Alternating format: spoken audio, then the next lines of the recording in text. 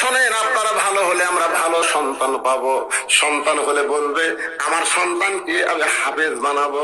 ভালো মা যদি হয়, সন্তান হওয়ার সাথে সাথে বলবে সন্তানকে হাফেজ বানাবো।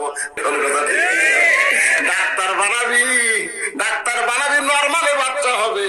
আর বলবে বাচ্চা বেকা হয়ে আছে।